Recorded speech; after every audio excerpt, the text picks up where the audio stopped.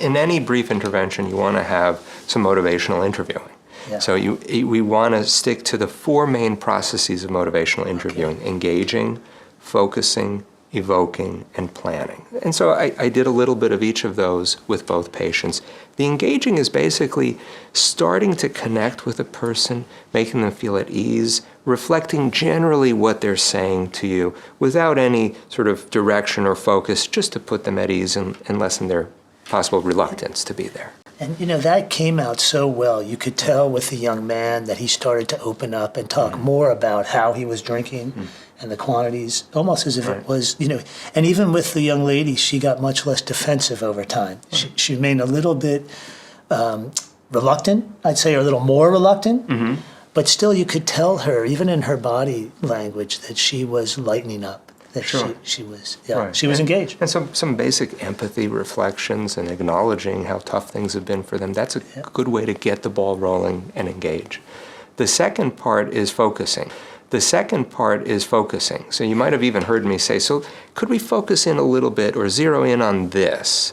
That's where the clinician doing the brief intervention decides in his or her own mind, this is my target. This is what I'd like to get to with this person. So it is directive, as MI is, but at the same time you're asking permission, always acknowledging that person's autonomy to say no or yes to the conversation. Yeah, and you did that many times throughout both those conversations. Sure. And I agree, it really seems like that's the point where you really began to be more directive. It was almost, it's almost clearly like a change, a shift in how you were doing the work. I'm glad you noticed that, and that is a tricky part of it, so you want to be careful with that. You want to tread lightly, but MI is a directive approach. And my take on it is that if you don't say to someone, here's what I'd like to talk about, here's where I'd like you to go, but that's just me, would it be okay for us to talk about it? If you don't do that to a great extent, then you do run the risk of being directive where the person remains really reluctant. Yeah, no, you clearly asked permission, and you did it in a way that they both not only tolerated, but they seemed to want to go that direction with you. Right. Sure. So the third step is to evoke. So evoking. What are you trying to evoke? You're trying to evoke reasons for change, their own motives or motivation to make a change, but we're trying to stay connected into the thing I focused on. So I don't want them to talk about why they're motivated to, change their son's school. I want to talk about how they're motivated to reduce their drinking or to go to treatment. Yeah. And that's where you heard the readiness ruler, the scale question, and why they didn't pick a lower number.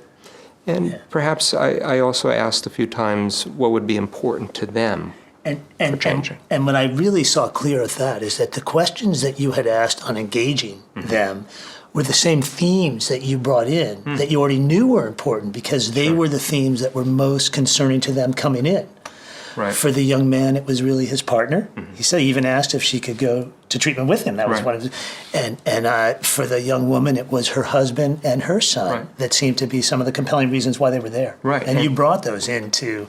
Well, two things on that. I brought them in because somebody did a good screening before they came to see me, and that's a big part of brief intervention. The screening comes first. So I know that, but I also want to pick up on the cues from the patient. What are the things that are most important to them? So the young woman was talking about her husband and her son. She wasn't talking about how distressed she was that she was found passed out on the bathroom floor.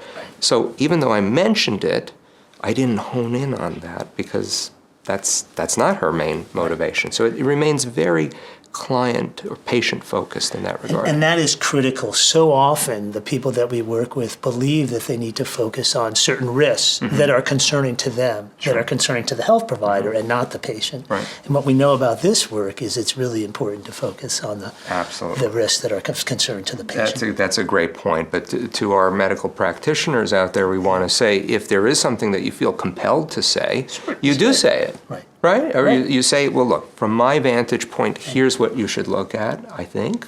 We'll see how that plays out. But it sounds like these other things would be more motivating for you to change.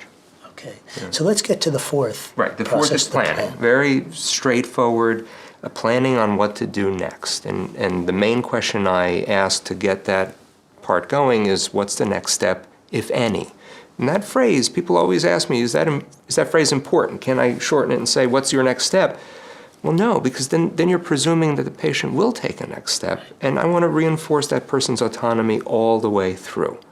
And I jump off of where the patient says they might want to go. Yeah, and in both these cases, it seemed to work well enough that they both started to really talk about how they would bring down their use, Right.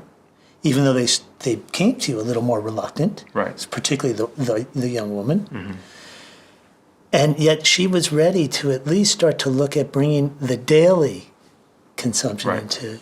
into more or less risky levels. They both were more willing at the end of that step. But what did they say first? Both of them first responded with well, you tell me, or I'm not so sure that there's really a connection. Right. The 3 steps prior to that went well, but then when we got to the end, when they really feel like I got to do something now, even though I wasn't saying that, they kind of became a little more reluctant again. Yeah. So it's important for the practitioner to ride that out and to go back almost to an engaging strategy where you say, yeah, I get it. Who wants to have to do this? This is Hard rough. work. It's up to you, though.